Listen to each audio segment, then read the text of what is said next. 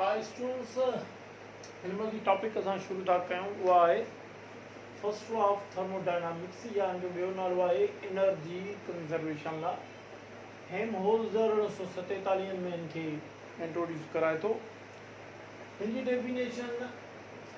छा आहे energy conservation law जी त असांखे ख़बर आहे। Energy can neither be created nor be destroyed but can be converted from one form to another form। इनजी ॿी डेफिनेशन छा आहे? इनजी ॿी डेफिनेशन आहे त total amount of energy in the universe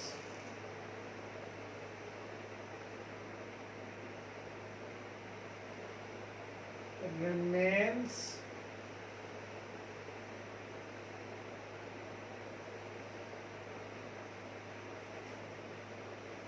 conserved।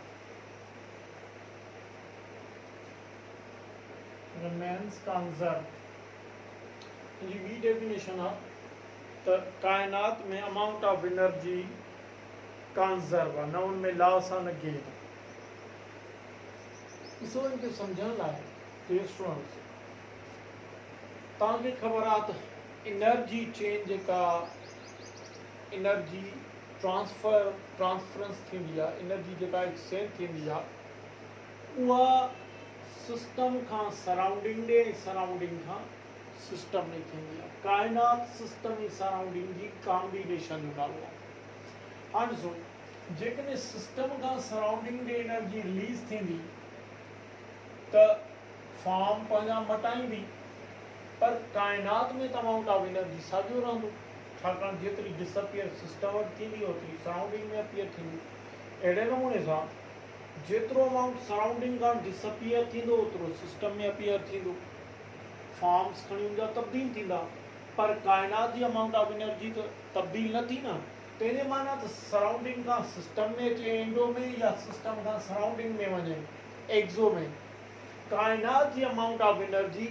ओतिरी जी ओतिरी रहंदी, छाकाणि जेतिरो सिस्टम लॉस कंदो ओतिरो सराउंडिंग गेन कंदो, जेतिरो सराउंडिंग खां रिलीज़ थींदी ओतिरो सिस्टम गेन कंदो, त अमाउंट ऑफ एनर्जी साॻी रहंदी। ती ॿी डेफिनेशन आहे amount of energy in the universe remain same, उनमें न वधाव ईंदो न घटिताई ईंदी। ठीकु, हाणे यादि करे छॾियो त सिस्टम खां जेकॾहिं सराउंडिंग ॾे एनर्जी रिलीज़ थी थिए एक्सोथर्मिक में त पंहिंजा फॉर्म्स मटाईंदी। ठीकु आहे न,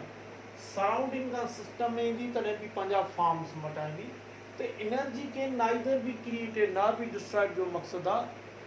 त एनर्जी खे न वधाए सघिजे थो कायनात में न घटाए सघिजे थो। नाइदर बि क्रिएटेड जो मक़सदु आहे न उनखे पैदा करे सघिजे थो, माना न उनखे वधाए सघिजे थो, नॉर बि डिस्ट्रॉयड न उनखे तबाह करे सघिजे थो जो मक़सदु आहे, न उनखे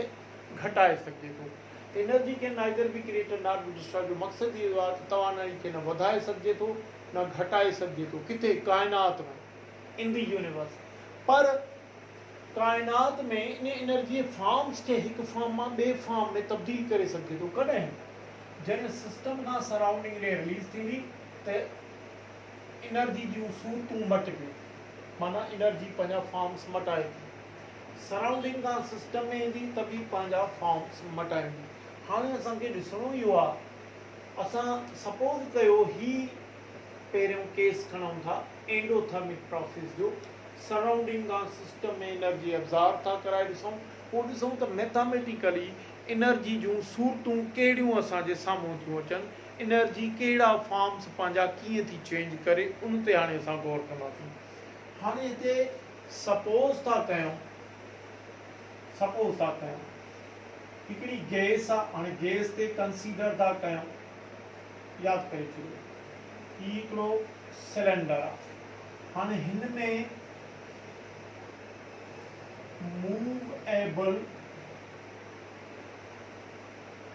मूवेबल पिस्टन आहे, माना ही पिस्टन उहो आहे जेको फ्रिक्शन लेस आहे, उनखे असां हेठि मथे सिस्टम करे सघे थो। हाणे हिते हिकिड़ी गैस बंदि आहे, हाणे गैस ते कंसीडर था कयूं त गैस असांजे लाइ सिस्टम आहे। यादि करे छॾियो every system has stored its energy which is called internal energy। हिन गैस के हिते इंटरनल एनर्जी पंहिंजी आहे E1। हाणे हिते सपोज कयो असां हिते अमाउंट ऑफ हीट जंहिंखे असां Q सां था शो कयूं, स्मॉल q सां, इज एब्जॉर्ब्ड कयूं था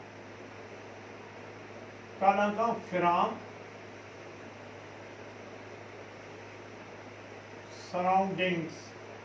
सराउंडिंग्स खां असां हितां हीट Q एनर्जी जो खणी सिस्टम में एब्जॉर्ब था करायूं। ही गैस असांजे लाइ सिस्टम आहे, एंडोथर्मिक प्रोसेस आहे। ओके, हाणे जीअं इहा हीट एब्जॉर्ब थींदी त ज़ाहिरी ॻाल्हि आहे सिस्टम जी इंटरनल एनर्जी में चेंज थींदी, इहो E1 खां E2 में ईंदी। ऐं तव्हांखे ख़बर आहे चेंज इन इंटरनल एनर्जी असांखे छा ॾींदो, E2 माइनस E1 छा ॾींदो, असांखे ॾींदो चेंज इन एनर्जी। माना असांखे एनर्जी कंजर्वेशन कीअं मिली त हिते Q बराबर डेल्टा ई, माना सिस्टम खां त एनर्जी आई हीट जी सूरत में, पर जॾहिं सराउंडिंग में एब्जॉर्ब थी तो उन पंहिंजी सूरत मटाई, हीट छा में वई, ॾिसो ही हीट हुई, ही हीट एब्जॉर्ब्ड हुई। ओके, इहा जॾहिं सिस्टम में आई, हाणे ॾिसो ही सिस्टम जी हद आहे, ही सिस्टम जी हद आहे, ही हीट एब्जॉर्ब फ्रॉम सराउंडिंग्स थी, फ्रॉम सराउंडिंग्स थी। या जॾहिं हीट Q सिस्टम में आई तो इन सिस्टम जे अंदर पंहिंजी हिकिड़ी सूरत कुछ तब्दील कई, छा में, डेल्टा ई में, माना सिस्टम जी इंटरनल एनर्जी के चेंज कई। माना हिते असांखे मिलियो छा, सिस्टम जी चेंज इन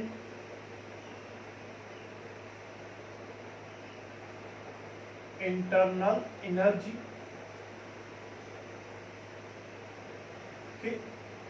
प्लस में ॿियो छा थियो, ॾिसो जीअं इंटरनल एनर्जी चेंज थी त सिस्टम हिन गैस पिस्टन खे पुश कयो, छाकाणि मूवेबल पिस्टन आहे, हिन पिस्टन खे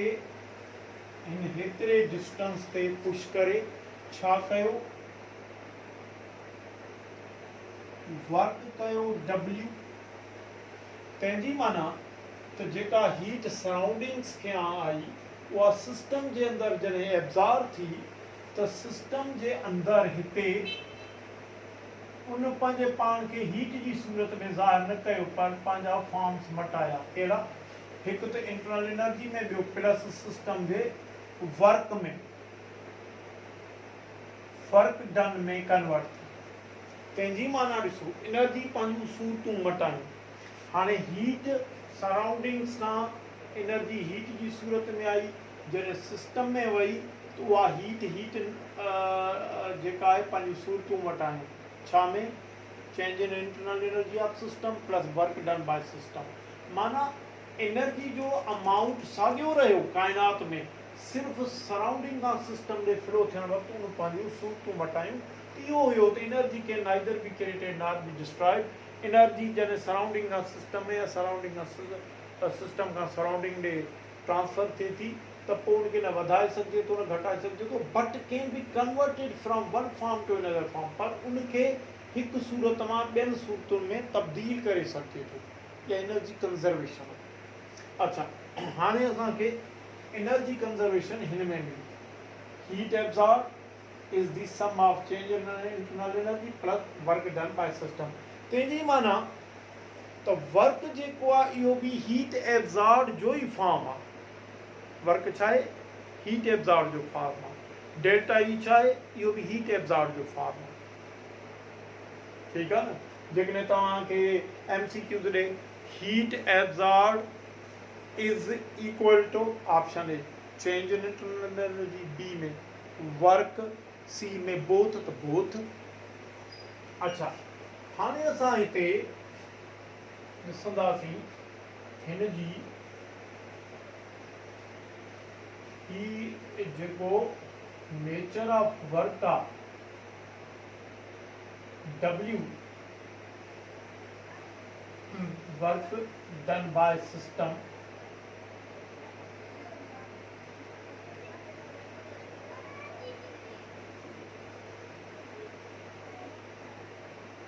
हाणे ॾिसूं त इन वर्क में सिस्टम छा थो करे, सिस्टम कहिड़े क़िस्म जो वर्क थो करे, उनजे वर्क जी नेचर छा आहे। ॾिसो, अगेन असां कंसीडर कयूं था हिते ॾिसो, हिकिड़े मूवेबल पिस्टन में हिकिड़ी गैस बंद आहे, ही मूवेबल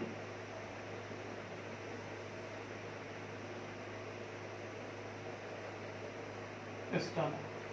हाणे हिन में हेठि खां हीट ॾियूं था एब्जॉर्ब, यादि करे छॾियो ही सिस्टम जो जेको आहे सो वॉल्यूम V1 आहे, गैस जो वॉल्यूम V1 आहे। हाणे जीअं हीट ईंदी त मॉलिक्यूल्स हिते फोर्स एक्सर्ट कंदा ऐं पिस्टन खे पुश कंदा, त ही पिस्टन जेको आहे इहो पुश थो थिए। हाणे इहो पुश थो थिए, सपोज कयो इहो पुश थो थिए हिते,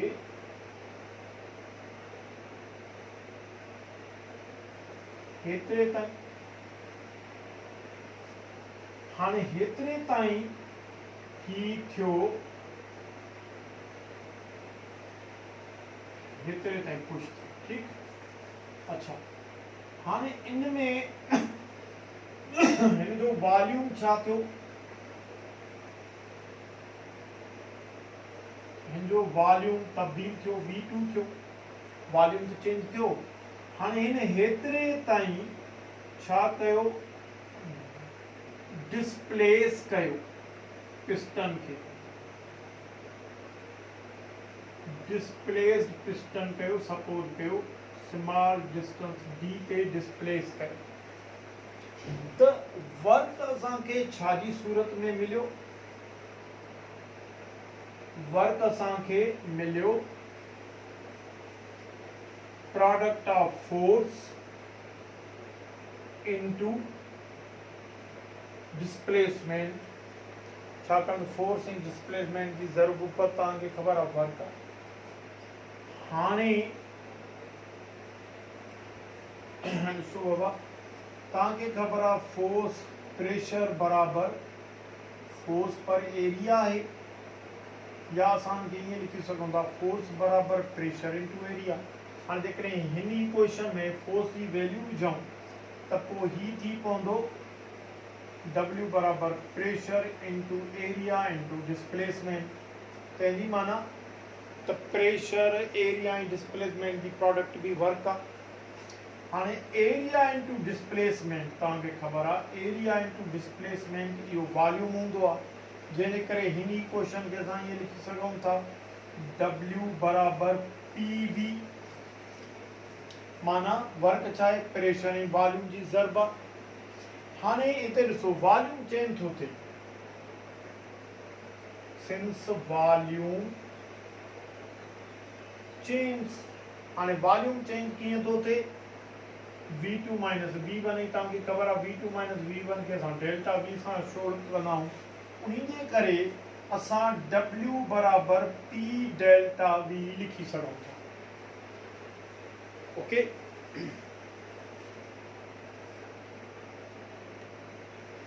तो इन जो मक़सद आहे तो ही जेको वर्क हुयो इहो P डेल्टा V आहे P डेल्टा V जो मक़सद आहे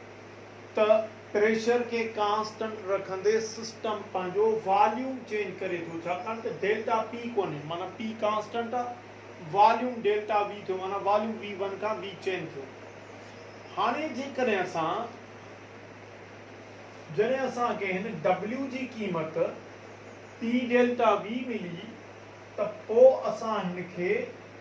हिन इक्वेशन के रीराइट ये भी करे सघूं था तो Q बराबर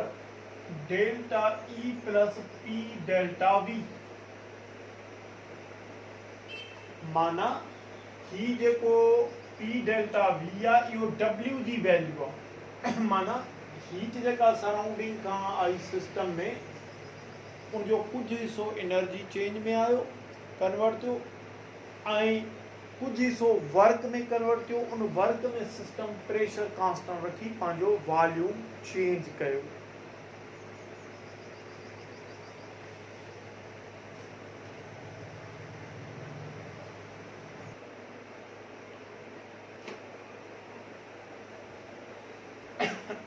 हींअर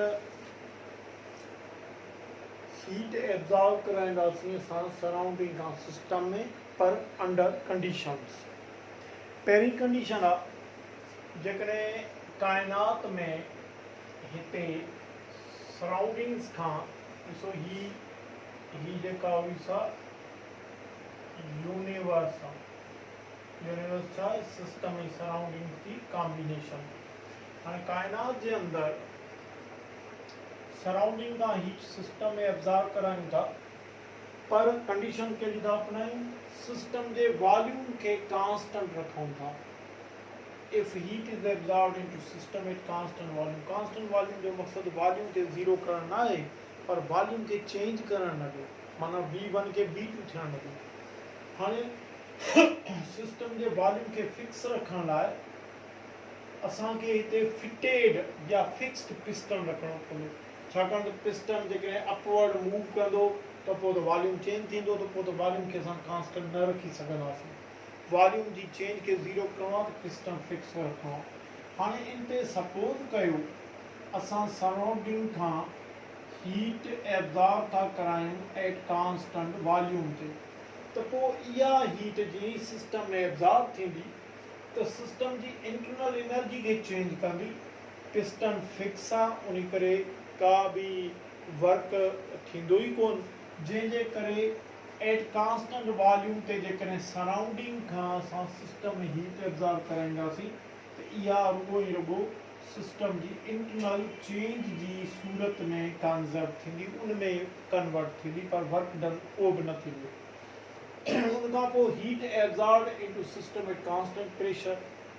ही आइसोबर्ग प्रोसेस आहे कांस्टेंट प्रेशर जो मक़सदु आहे प्रेशर ज़ीरो न आहे करिणो पर प्रेशर में तब्दीली न आहे करणी माना P1 के P2 न आहे थियणु ॾियणो डेल्टा P खे ज़ीरो रखणो आहे आइसोबर्ग प्रोसेस आहे हाणे ॾिसो जेकॾहिं असां हिते फिटेड पिस्टन था रखूं मूवेबल नथा कयूं हिते फिटेड पिस्टन था रखूं त पोइ त जीअं हीट एब्जॉर्ब कराईंदासीं इंटरनल एनर्जी चेंज थींदी पर प्रेशर अंदरि वधंदो छाकाणि त गैस जे मॉलिक्यूलर मोशन्स में इंक्रीजिंग ईंदी तो आहे ज़ोर ज़ोर सां कंटेनर जी वॉल्स खे हिट कंदा प्रेशर वधाईंदा माना प्रेशर P1 खां P2 थी वेंदो जॾहिं तव्हांजी कंडीशन आहे त प्रेशर खे P1 खां P2 थियणु न ॾियो फिक्स प्रेशर रखो त पोइ असां हिते पिस्टन मूवेबल रखंदासीं छाकाणि त मूवेबल पिस्टन ते जॾहिं प्रेशर एक्सर्ट थींदो त पिस्टन पुश थींदो डिस्प्लेस थींदो वॉल्यूम वधाईंदो वॉल्यूम वधंदो त प्रेशर जेको वधो उहो ॼण जेको आहे सो नेग्लेक्ट थी वेंदो अहिड़े हिसाब सां जॾहिं कांस्टेंट प्रेशर ते एनर्जी एब्जॉर्ब थींदी, हीट एब्जॉर्ब थींदी, तो change in internal energy system जी चेंज थींदी प्लस पिस्टन जो पुश थींदो तो वर्क भी थींदो। माना असांखे हिते कंजर्वेशन कहिड़ी मिली त सराउंडिंग का सिस्टम में कांस्टेंट प्रेशर ते हीट एब्जॉर्ब थींदी त पोइ सिस्टम जे अंदरि चेंज इन इंटरनल एनर्जी ऐं सिस्टम जे वर्क डन में कन्वर्ट थींदी। हाणे डब्ल्यू छाकाणि त पी डेल्टा वी असां पढ़ियो आहे उन करे हिनखे असां ईअं बि लिखी सघूं था त सराउंडिंग का हीट सिस्टम में एब्जॉर्ब थींदी, उनजो कुझु हिसो सिस्टम जी चेंज इन इंटरनल एनर्जी में कंजर्व थींदो ऐं कुझु हिसो सिस्टम जे प्रेशर वॉल्यूम वर्क में कंजर्व थींदो। पर जेकॾहिं इहा हीट सराउंडिंग खां सिस्टम में एब्जॉर्ब थींदी त पोइ फ़क़ति इहा सिस्टम जी इंटरनल एनर्जी में कंजर्व थींदी। ओके, हाणे जेकॾहिं तव्हांखे हिते MCQs ॾे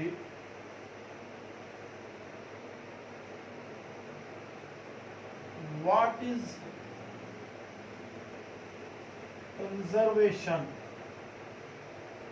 of heat if delta V is 0? What is conservation of heat into system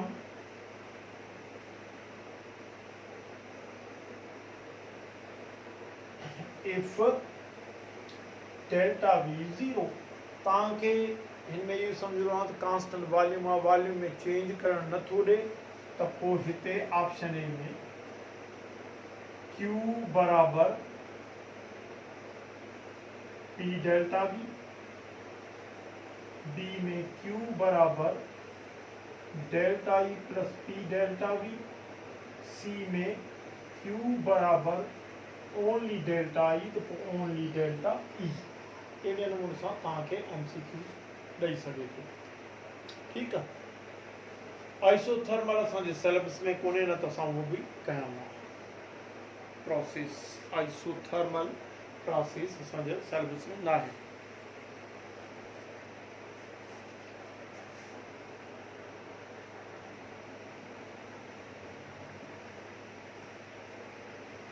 dear students,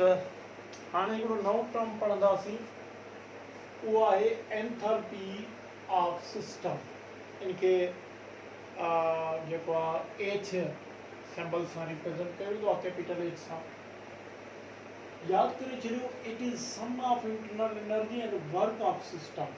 या working ability of system. System जी वर्क ऐं सिस्टम जी इंटरनल एनर्जी जो जोड़ एंथैल्पी आहे, जंहिंजे करे मैथमेटिकली असांखे लिखंदासीं एंथैल्पी बराबर E plus W. W P V आहे, प्रेशर वॉल्यूम जी ज़रूरत आहे, उन करे असां लिखंदासीं H बराबर E plus P V. E plus P V enthalpy of system आहे। हाणे एंथैल्पी एज स्टेट फंक्शन, यादि करे छॾियो,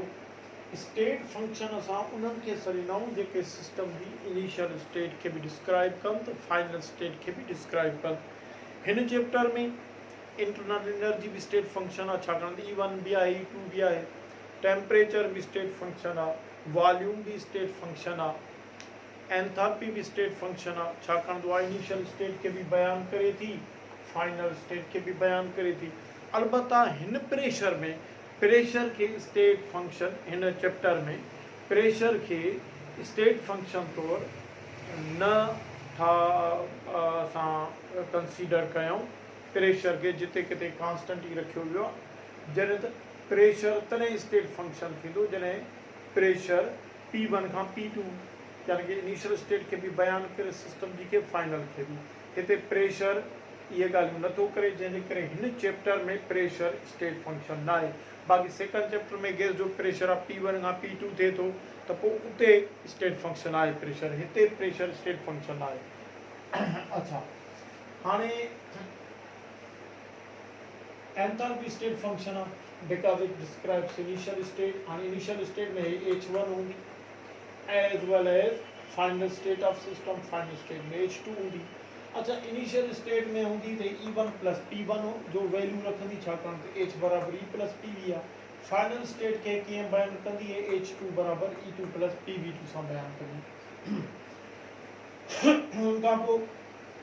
असां चूं change in enthalpy of system छा आहे डेल्टा एच यादि करे छॾियो डेल्टा एच छा आहे it is a difference between final enthalpy and initial enthalpy of system system जी फाइनल एंथैल्पी ऐं इनिशियल एंथैल्पी जे विच में डिफरेंस आहे हाणे डिफरेंस खे मैथमेटिकली असां कीअं लिखंदासीं डेल्टा एच बराबरि H2 माइनस H1 हाणे हिन जी ॿी डेफिनेशन छा आहे it is sum of change in internal energy जंहिंखे असां डेल्टा ई सां लिखंदा आहियूं and work done of system system जी इंटरनल एनर्जी जी चेंज ऐं सिस्टम जे प्रेशर वारे वर्क डन जो जोड़ एंथैल्पी चेंज आहे ॾिसो ख़ाली एनर्जी प्लस वर्क एंथैल्पी आहे पर एनर्जी चेंज ऐं सिस्टम जो प्रेशर वॉल्यूम वर्क डन इहो आहे एंथैल्पी चेंज आहे जंहिं करे असां हिनखे लिखंदासीं डेल्टा एच बराबरि delta E plus P delta V हिन खे प्रूव कयूं कीअं ॾिसो एंथैल्पी चेंज छा आहे H2 माइनस H1 आहे हाणे H2 जी जॻह ते हुनजी क़ीमत विधो H2 छा जे बराबरि आहे E2 प्लस PV2 जे H1 जी क़ीमत विधो E1 प्लस PV1 रीअरेंज कयो E1 खे हेॾे खणी अचो E2 minus E1 plus PV2 minus PV1 हाणे P ॾिसो स्टेट फंक्शन आहे छाकाणि P हिते P2 कोन्हे हिते P1 कोन्हे P आहे माना कांस्टेंट आहे इहो स्टेट फंक्शन आहे हाणे जेकॾहिं प्रेशर खे कॉमन फैक्टर खणूं त पोइ डेल्टा एच बराबरि E2 minus E1 plus P common निकिरी आयो बाक़ी V2 माइनस V1 छा जे बराबरि थींदो आहे V2 minus V1 delta E V जे बराबरि थींदो आहे त पोइ असां हिनखे लिखी सघूं था न डेल्टा एच बराबरि P डेल्टा V त एंथैल्पी चेंज छा आहे सिस्टम जी change in internal energy plus system जो प्रेशर वॉल्यूम वर्क डन इन ॿिन्ही जे जोड़ खे असां एंथैल्पी चेंज सॾींदासीं हाणे असां पढ़ी आया आहियूं फर्स्ट लॉ ऑफ थर्मोडायनामिक्स में त delta E plus P delta V इहा एनर्जी कंजर्वेशन थिए थी जॾहिं हीट एब्जॉर्ब थिए थी सराउंडिंग खां सिस्टम में एट कांस्टेंट प्रेशर पंहिंजी माना त डेल्टा एच बी इहो ई वैल्यू रखे थी तंहिंजी माना त असां हिनखे ईअं बि लिखी सघूं था हिनखे असां हीअं बि लिखी सघूं था त डेल्टा एच बराबरि QP त असांखे इहो ई मिलियो त ही एनर्जी जी कंजर्वेशन आहे जॾहिं सराउंडिंग खां सिस्टम में एनर्जी कांस्टेंट प्रेशर ते एब्जॉर्ब करायूं था तंहिंजी माना इहा ख़बर पई त जॾहिं सराउंडिंग खां सिस्टम में हीट खे एब्जॉर्ब करायो एट कांस्टेंट प्रेशर वारी कंडीशन ते आइसोबोरिक में त पोइ असांखे हिते जेका हीट एब्जॉर्ब्ड आहे उहा डेल्टा एच जी सूरत में मिले थी माना heat absorbed at constant pressure is conserved into delta H enthalpy change of system जंहिंजे करे असां एंथैल्पी चेंज ऑफ सिस्टम खे ही भी डिफाइन करे सघूं था it is the energy conservation when heat is absorbed into system at constant pressure okay जंहिंजे करे असां डेल्टा एच बराबरि डेल्टा QP लिखियो हाणे यादि करे छॾियो जेकॾहिं सराउंडिंग खां सिस्टम में हीट एब्जॉर्ब थी थिए त डेल्टा एच पॉजिटिव थींदी तव्हां सोचींदो सर सराउंडिंग खां सिस्टम में हीट एब्जॉर्ब थी थिए त डेल्टा एच पॉजिटिव आहे पर सिस्टम खां सराउंडिंग ॾे हीट रिलीज़ थिए एक्ज़ो में त पोइ छा थींदो पोइ बि यादि करे छॾिजो इहा ई असांखे डेल्टा एच मिलंदी पर नेगेटिव साइन सां मिलंदी त इहो ई सबबु आहे हिते नेगेटिव साइन जो मक़सदु आहे heat release at constant pressure इहा बि एंथैल्पी चेंज में ईंदी पर ही एंथैल्पी चेंज जेका हूंदी सा छा में थींदी इहा बि एंथैल्पी चेंज थींदी पर साइन नेगेटिव हूंदी इहो ई सबबु आहे त एक्सोथर्मिक रिएक्शंस में एंथैल्पी चेंज असां नेगेटिव साइन सां शो कंदा आहियूं ऐं एंडोथर्मिक रिएक्शन में जेका एनर्जी जी कंजर्वेशन या एंथैल्पी चेंज आहे एट कांस्टेंट प्रेशर ते उहा पॉजिटिव साइन सां शो कंदा आहियूं ओके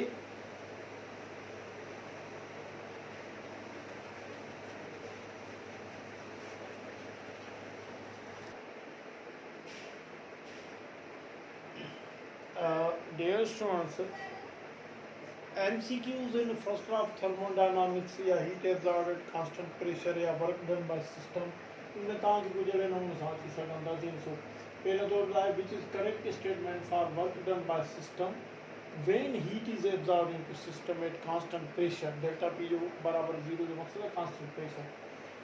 के तो constant pressure ते surrounding a system में heat absorb करें तो कोई system जो को work कर दो उनकी correct statement के लिए हम work की it is product of force and displacement माना W बराबर F into D ये भी सही है it is product of pressure area and displacement माना W बराबर pressure area into displacement ये भी सही है अच्छा it is product of pressure and change in volume माना W बराबर P delta V ये भी सही है तो सही जो ऑप्शन छा बिंदु सही ऑप्शन बिंदु आर ये ट्राई डेफिनेशंस सही है ये वर्क के डिस्क्राइब करते हो which is correct statement Q बराबर H heat absorbed enthalpy at constant temperature